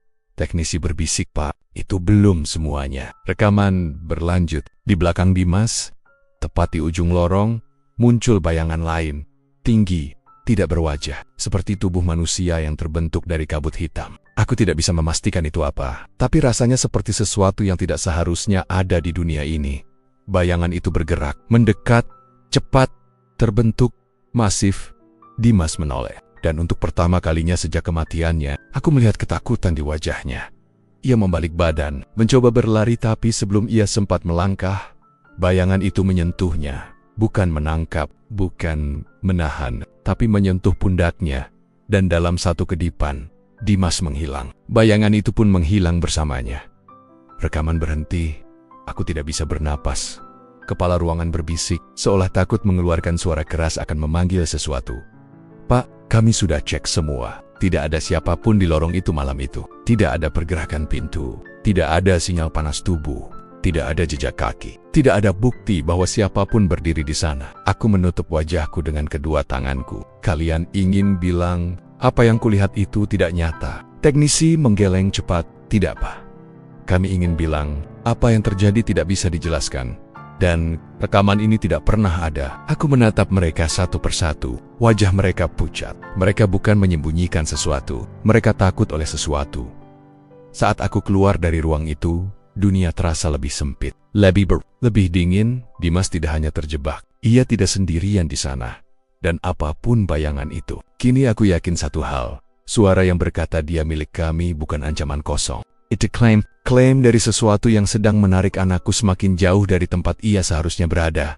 Aku meninggalkan ruang CCTV dengan langkah yang tidak lagi kukendalikan. Rasanya seperti seluruh lorong rumah sakit berubah menjadi labirin yang diciptakan untuk menenggelamkanku dalam ketakutan. Lampu-lampu putih di langit-langit tampak redup, meski seharusnya terang. Udara dingin menggigit leher, seolah ada sesuatu yang berbisik di belakangku. Setiap kali aku berhenti memandang ke depan, rekaman itu terus berulang di benakku. Dimas yang memanggil ayah tanpa suara, bayangan hitam yang menyentuh pundaknya, dan hilangnya anakku dengan cara yang tidak dimengerti dunia ini. Aku tidak tahu bagaimana kakiku bisa membawaku ke lantai basement ke tempat kamar mayat berada. Tapi ketika aku sadar, aku sudah berdiri di depan pintu logam abu-abu itu. Bau disinfektan bercampur lembab menyambut, menciptakan aroma yang mengingatkanku pada kepergian itu. Pintu terbuka dengan bunyi mendesing. Lorongnya sunyi, terlalu sunyi. Satu-satunya suara yang terdengar adalah napasku sendiri pendek, berat, tertekuk oleh rasa bersalah yang menua terlalu cepat. Aku berjalan perlahan, mengikuti nomor-nomor laci penyimpanan jenazah. Setiap langkah seperti menapak memori, ketika mereka membaringkan Dimas, ketika aku diminta menyentuh keningnya yang dingin untuk terakhir kalinya, ketika aku menandatangani surat pelepasan tubuhnya untuk proses pemakaman. Laci, nomor 14B, tempat ia dibaringkan. Aku meletakkan tanganku di permukaan baja dinginnya. Dim, ayah di sini. Suara itu hampir tidak keluar, tapi hatiku seolah bergetar. Tidak ada jawaban, hanya gema dari dadaku sendiri. Namun, justru itu yang membuatku semakin ingin membuka laci itu. Ada keinginan gila yang menampar logika keinginan untuk memastikan, apakah yang kubawa ke liang lahat benar-benar hanya tubuhnya, atau ada sesuatu yang tertinggal di sini, tersangkut di antara dunia yang belum selesai menagih. Aku menarik pegangan laci. Baru beberapa milimeter terbuka, lampu lorong berkedip. Sekali, 2 kali, 3 kali. Aku membeku. Tangan tetap menggenggam pegangan logam, tapi tubuh menolak bergerak. Kedipan lampu berhenti, menyala kembali, sunyi. Aku menarik napas panjang, kemudian menarik laci itu sepenuhnya. Kosong, bukan kosong dalam arti tak ada jenazah.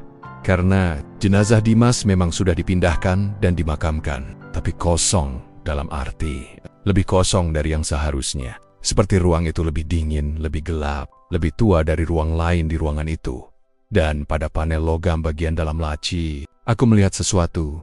Sidik jari, banyak, kecil-kecil, menyerupai sidik jari seseorang yang berusaha keluar. Sidik jari yang memanjang, seperti digesek keras saat seseorang menyeret telapak tangannya dari dalam keluar. Aku mundur selangkah. Astaga, Dimas! Aku mengusap sidik-sidik itu dengan jari gemetar. Bekasnya tidak pudar. Tidak terlihat seperti yang dibuat oleh kulit manusia, melainkan seperti terbakar samar di permukaan baja. Saat jemariku menyentuh salah satunya, ponselku bergetar keras di saku. Aku langsung merogohnya. Nama penelepon tampil di layar, nama yang telah menjadi batas antara kewarasan dan kegilaan beberapa malam terakhir. Dimas, dengan napas yang hampir patah, aku mengangkatnya. Ayah, suaranya kali ini berbeda. Lirih, jauh, seperti berbicara dari dasar sumur. Dim, nak, di mana kamu? Kamu lihat laci itu? Kamu? Jangan buka apapun lagi, Pak. Suaranya retak seperti kaca yang diinjak. Mereka sudah menunggu. Mereka siapa, Dim? Apa mereka menyakitimu? Bicara dengan ayah. Tiba-tiba terdengar suara lain dekat sekali. Seperti berdiri tepat di samping Dimas. Suara berat yang pernah kudengar di malam sebelumnya. Dia tidak seharusnya kembali ke sini. Aku tersentak, menggenggam ponsel lebih erat.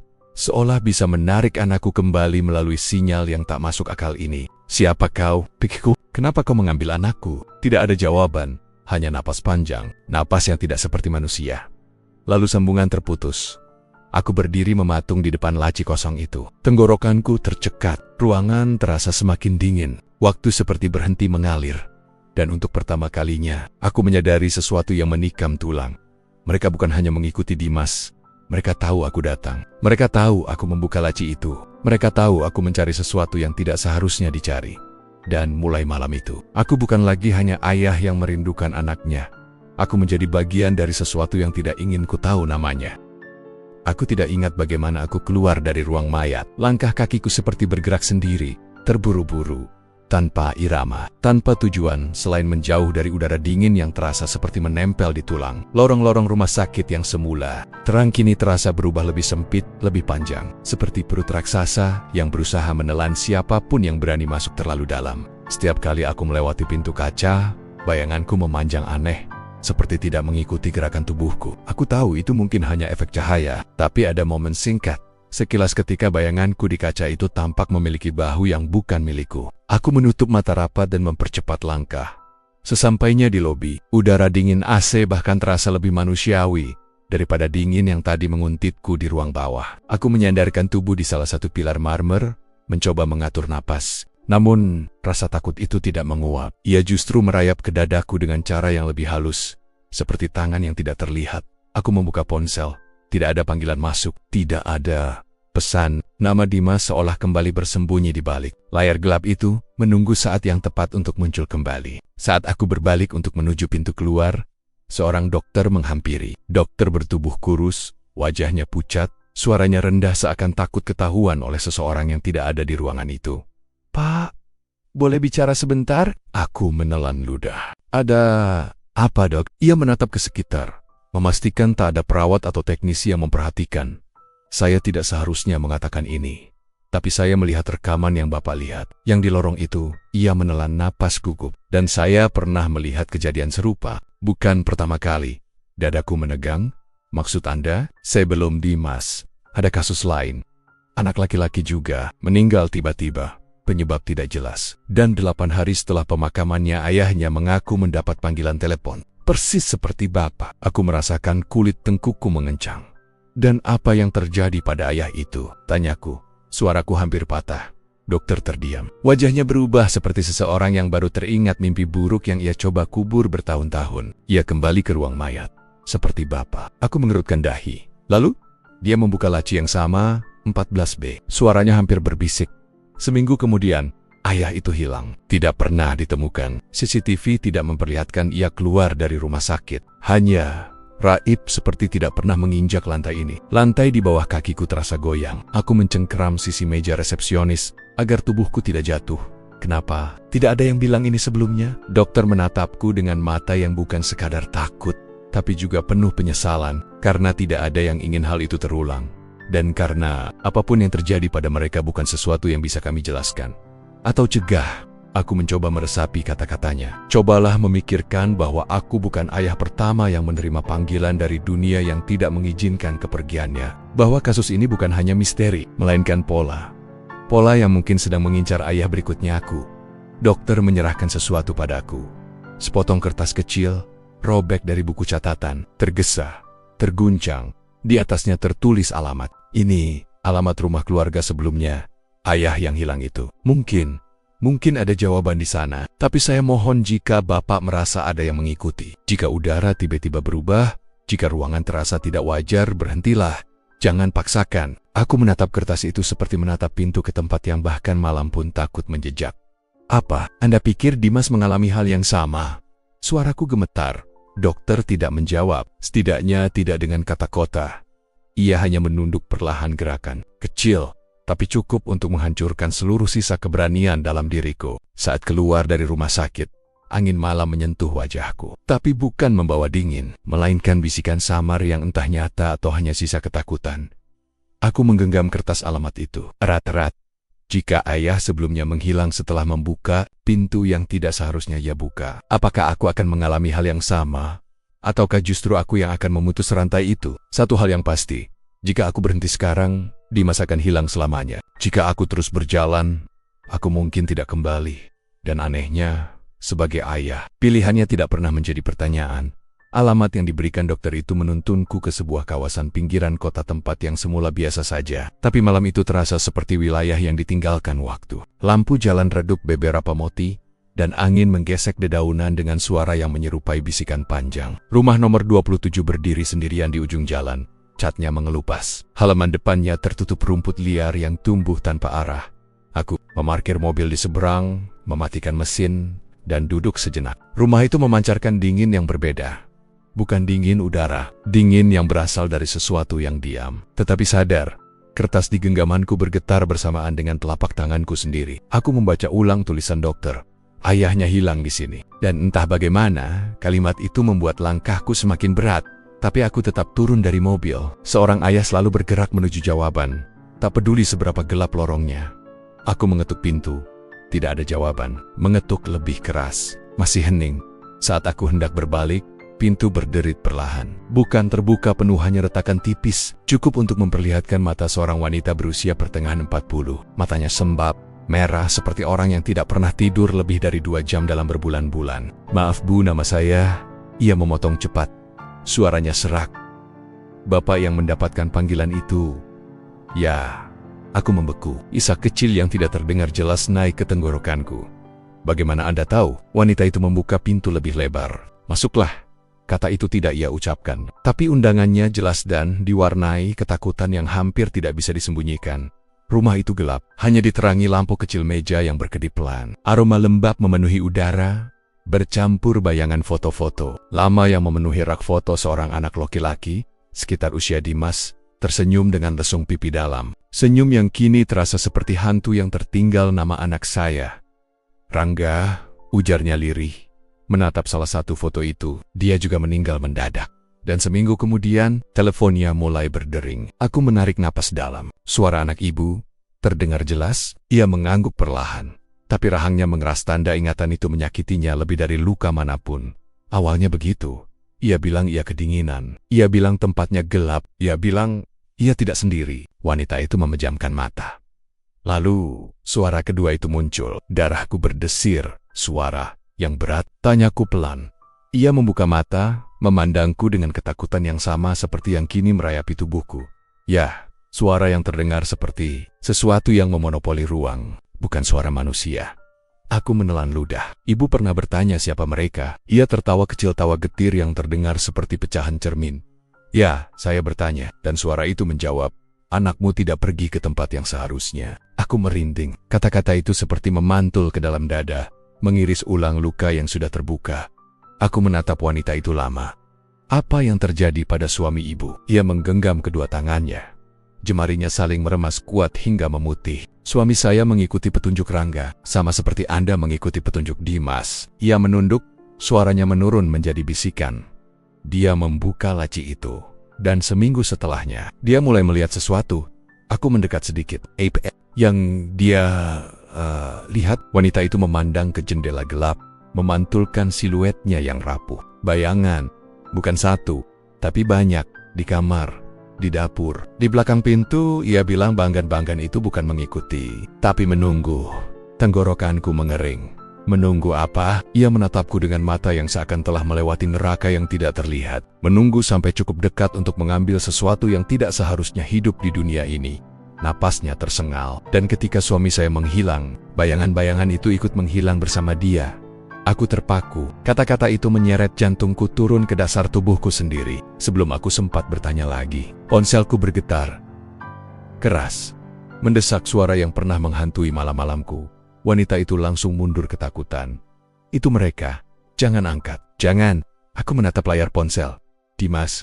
Bukan nomor asing. Bukan panggilan tak dikenal. Nama anakku. Nama yang kugendong sejak ia lahir. Jantungku mengetuk dinding dadaku.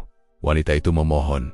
Jangan angkat, setiap panggilan semakin membuka jalan mereka, tapi aku seorang ayah, dan seorang ayah tidak pernah menutup pintu terhadap suara anaknya, meski suara itu datang dari tempat yang tak bernama. Aku mengangkat telepon itu. Halo Dim, ayah di sini, hening. Lalu terdengar suara napas helai, retak, seolah datang dari ruang yang terlalu besar untuk satu anak. Pak, suaranya pelan, pecah, samar. Jangan percaya tempat itu, jangan percaya siapapun. Aku menggenggam ponsel lebih erat. Dim, ayah hanya ingin tahu di mana kamu berada. Tiba-tiba terdengar suara lain. Dekat, berat, seperti seseorang sedang menempelkan mulutnya ke mikrofon dari jarak 0. Dia sudah terlalu jauh. Wanita itu menjerit kecil, menutup mulutnya. Aku berdiri kaku, darahku seperti membeku. Siapa kau? Teriakku. Apa yang kau lakukan pada anakku? Suara itu kembali lebih lambat, lebih berat, seolah setiap kata menekan dadaku. Kau membuka pintu yang bahkan kematian pun tutup rapat. Kami hanya menjemput sesuatu yang hilang. Dan sesuatu yang mengikuti ayah sebelumnya sudah mulai mengikuti. Kau. Sambungan terputus. Aku menatap rumah itu. Kelam, sunyi, seperti menunggu babak. Berikutnya, wanita itu memeluk dirinya sendiri. Pak, mereka tidak hanya ingin anak kita, mereka ingin kita juga. Dan tiba-tiba, aku tahu satu hal. Aku tidak lagi hanya mengejar kebenaran. Aku sedang dikejar balik. Malam itu, rumahku seperti paru-paru yang tidak mau menghela napas. Sunyi menggantung di udara, tipis tapi menekan, seakan ada sesuatu yang menunggu untuk pecah. Aku duduk di kursi ruang tengah, memandangi telepon genggam yang tergeletak di atas meja. Sejak beberapa hari terakhir aku takut pada bunyinya. Namun pada saat yang sama, aku menunggunya. Dan tepat jam 3:12, getaran itu datang, seperti denyut jantung yang hidup kembali. Seperti napas dari dunia yang seharusnya tidak bersuara. Nama itu muncul lagi. Dimas. Aku tak langsung mengangkatnya. Gemariku gemitar. Serupa ranting yang diguncang angin kering. Ada rasa bersalah, ada rasa takut, dan ada sesuatu yang lebih menyesakkan, harapan, ketika akhirnya aku menyentuh layar. Suara itu masuk, pelan namun jelas seolah ia berdiri di belakangku. Pak, tolong dengarkan baik-baik malam ini. Ada jeda panjang, napasku seperti membeku. Ayah harus pulang ke tempat terakhir aku memanggil. Suara itu pecah sesaat, seperti kaset tua yang tersangkut, ke titik di mana semuanya salah. Aku meremas telepon itu. Dimas, maksudmu lokasi kecelakaan? Atau rumah sakit? Tanyaku, Suara hampir bergetar. Bukan, tempat itu, tempat yang ayah lupakan. Nada suaranya menurun, seperti ia sedang menahan sesuatu yang berat. Tempat kita terakhir bicara sebagai ayah dan anak, sebelum semuanya hancur. Dadaku sesak. Ingatan itu datang seperti pintu lama yang tiba-tiba terbuka dan mengeluarkan debu yang menyakitkan. 1 tahun sebelum Dimas meninggal, kami bertengkar hebat di sebuah tempat kecil di pinggir kota, sebuah bengkel tua, tempat aku dulu bekerja paruh waktu. Di sanalah ia berkata, aku terlalu keras, terlalu dingin, terlalu sibuk membentuknya menjadi pria sampai lupa menjadi ayah. Dan aku menjawabnya dengan kalimat yang kutangisi sampai hari ini. Malam ini, melalui sambungan dari dunia entah di mana, Dimas membawaku kembali ke luka itu. Pak, suaranya merendah, nyaris bisikan. Aku tidak marah lagi, tapi ayah harus datang ke sana. Ada yang menunggumu, sesuatu yang disembunyikan. Jantungku berdebar tidak karuan. Disembunyikan siapa? Suara itu memudar, seperti tertarik ke kedalaman yang gelap. Mereka yang membuat semua ini terlihat seperti kecelakaan. Telepon mendadak dipenuhi suara gemerisik seperti angin melewati lorong batu. Lalu terdengar suara lain berlapis, rendah, bukan milik anakku. Aku membeku. Waktu kita tidak banyak. Suara Dimas kembali, tergesa. Datanglah besok malam, sendirian. Sambungan terputus. Tidak ada nada penutup. Tidak ada bunyi bip. Layar kembali gelap, seakan tidak terjadi apa-apa.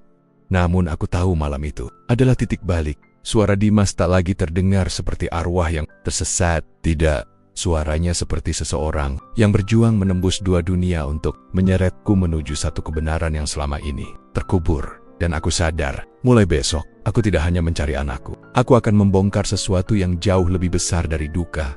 Sebuah kebenaran yang seseorang mati-matian ingin jauhkan dariku, dan aku akan datang. Tempted ke masa lalu yang selama ini kukunci. Apapun yang menunggu di sana, aku siap menemuinya.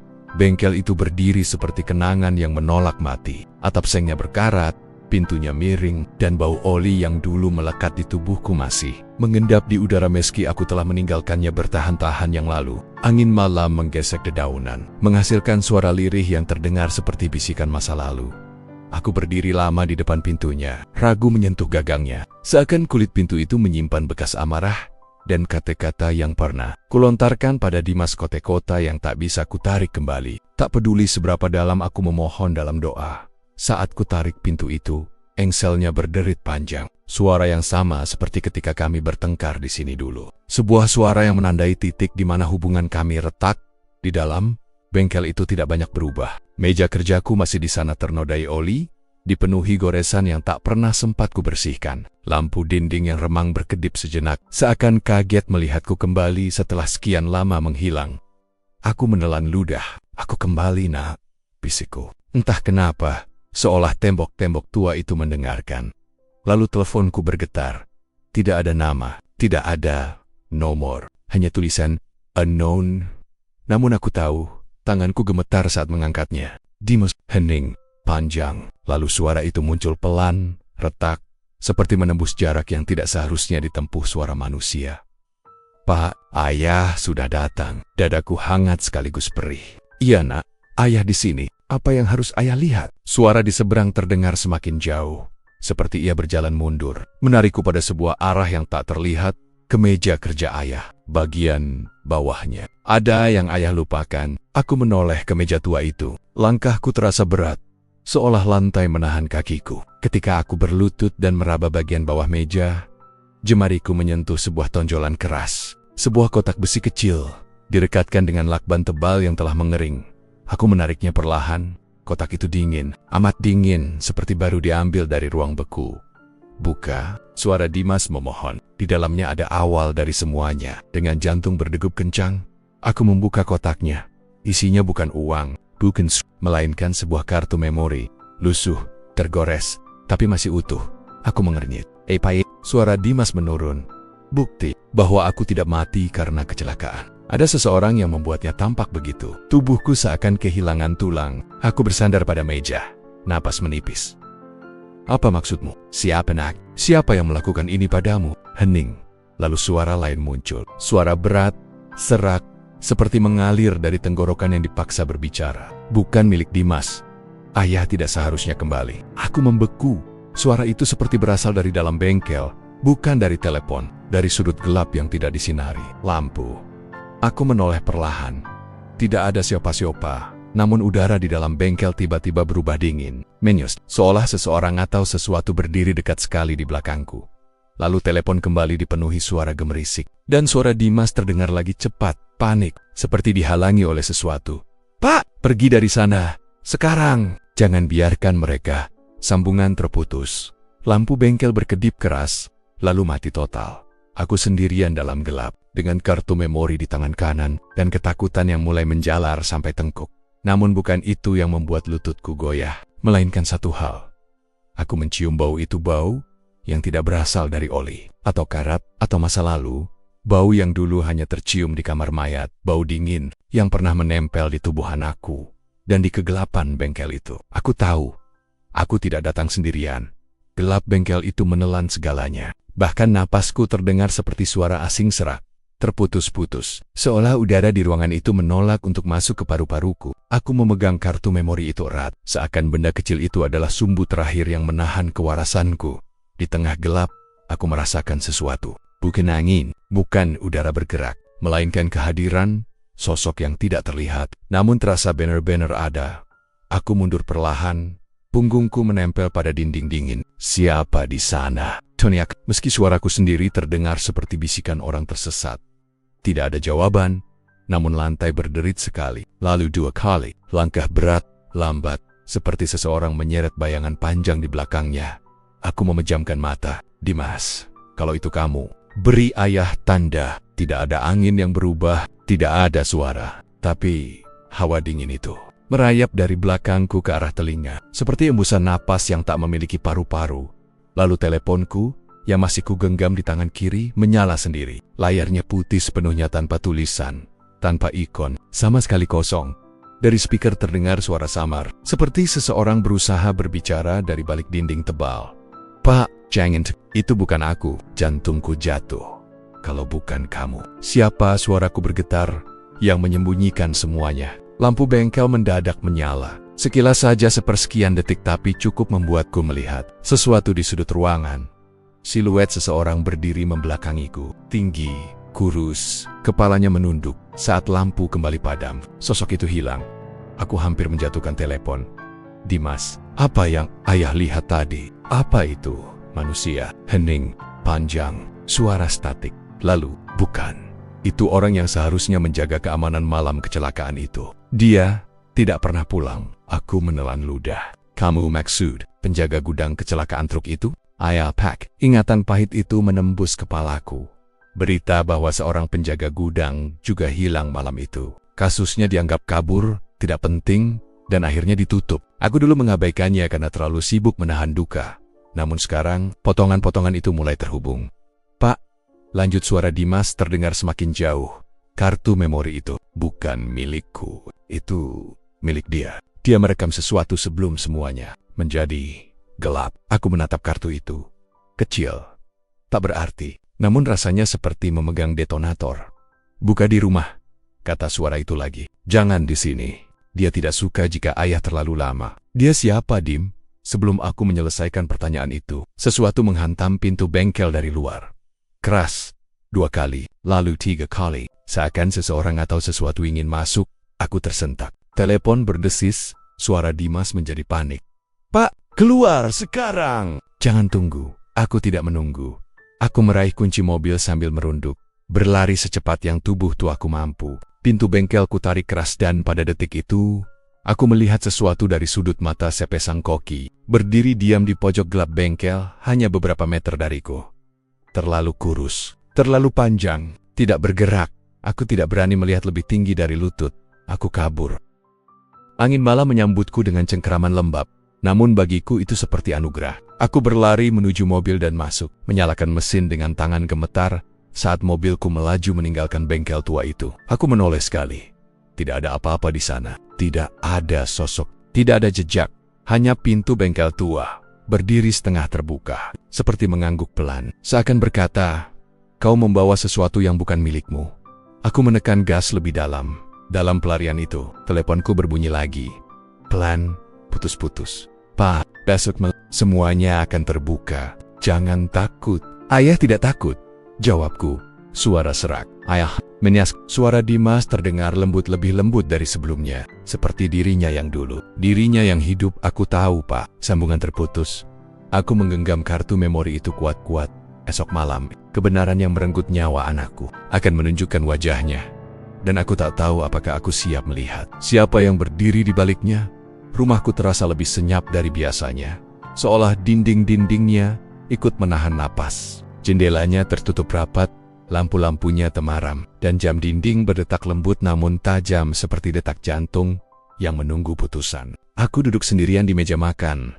Laptop terbuka di depanku, dan kartu memori kecil itu tergeletak tepat di tengah meja. Benda yang begitu kecil, namun memikul beban kematian anakku.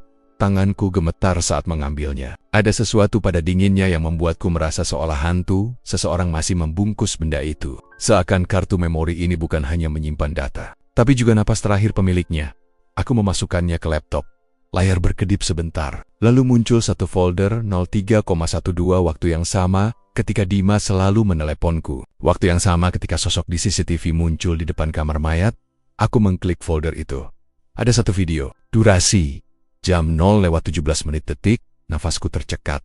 Aku tekan play. Video dimulai dengan gambar gelap, hanya sedikit cahaya dari senter. Suara napas seseorang terdengar tergesa, hampir seperti tersengal. Lalu kamera bergerak, menyorot ke arah sebuah lorong. Lorong yang kukenal, lorong belakang gudang kecelakaan. Tempat-tempat truk itu menabrak.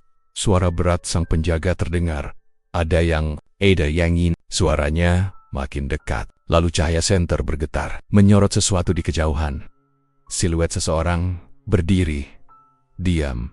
Tubuhku merinding. Dari ujung kaki sampai tengkuk, sosok itu berdiri membelakang kamera. Tetapi baju yang ia kenakan, celana panjang gelap, jaket krem yang kukenal. Itu, suaraku tercekat. Itu jaket Dimas. Suara penjaga kembali terdengar. Kini lebih gugup. Mas, kamu harus keluar dari area ini. Sosok itu tidak menoleh, lalu perlahan. Ia mengangkat tangannya ke samping. Gerakan yang kaku, tidak wajar. Seperti tangan yang tidak lagi tahu bagaimana menggenggam dunia, bisikku. Dimas. Penjaga mendekat selangkah, dan saat itulah sosok itu, tanpa menoleh, mengangkat kepala. Sedikit cukup sehingga cahaya senter memantul pada rahangnya. Kulitnya pucat, sangat pucat. Lalu terdengar suara rendah, pelan, seperti suara yang keluar dari dada yang tidak seharusnya berfungsi. Jangan dekat. Namun bukan suara Dimas. Bukan. Itu suara yang asing, serak dalam, seperti suara yang dipaksa keluar dari rongga kosong. Video bergetar. Penjaga terkejut, mundur terburu-buru. Dan tepat sebelum video berakhir, kamera menangkap sesuatu. Seseorang lain muncul dari sisi gelap lorong. Seseorang yang mengenakan seragam rumah sakit. Dia bergerak cepat, mendorong sosok mirip Dimas itu ke arah bayang-bayang. Lalu menatap penjaga sambil mengangkat sebuah alat ke arah kamera. Layar mendadak hitam. Video selesai pada detik ke-17. Aku terdiam, tidak bisa berkedip, tidak bisa bernapas. Rumah sakit, bisik. Ada orang rumah sakit malam itu. Mereka menyembunyikan sesuatu. Teleponku tiba-tiba bergetar pukul 03,12. Nama itu muncul lagi. Dimas.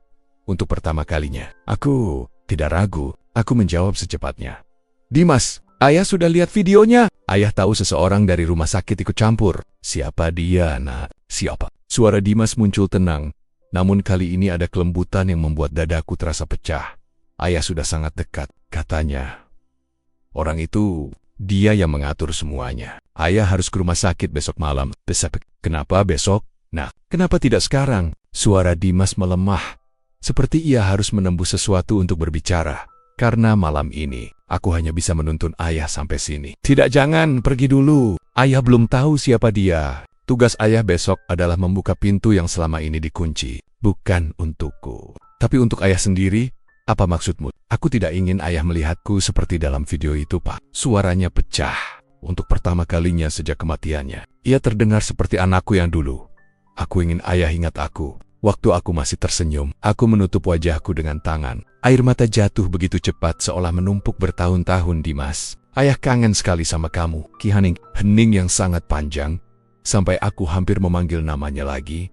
Lalu, dengan suara paling lembut yang pernah ku dengar sejak ia pergi, Ia berkata, kalau besok ayah temukan kebenaran itu, jangan benci diri sendiri. Aku terperanjat. Apa maksudmu, nak? Kenapa ayah harus membenci diri sendiri? Namun suara itu mulai memudar, hampa, jauh seperti ia ditarik perlahan-lahan oleh sesuatu yang tidak bisa kulawan. Besok malam, semuanya berakhir. Dimas tunggu!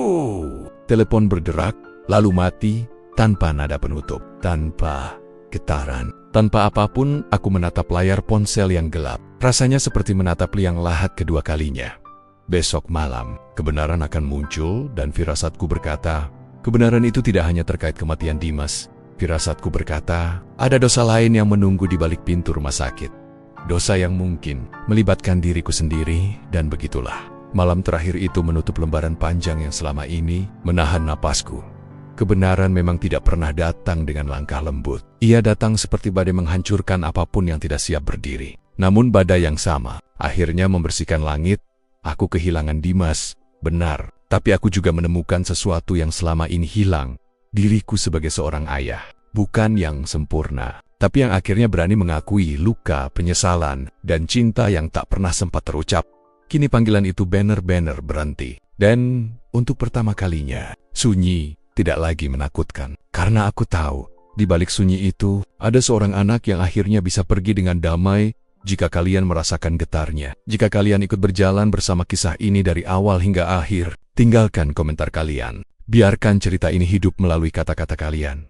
Menurut kalian, apakah setiap roh hanya menunggu satu hal untuk tenang? Aku ingin membaca pendapat kalian semua. Terima kasih telah mendengarkan. Terima kasih telah ikut merasakan. Sampai bertemu di cerita berikutnya, di Suara Kehidupan.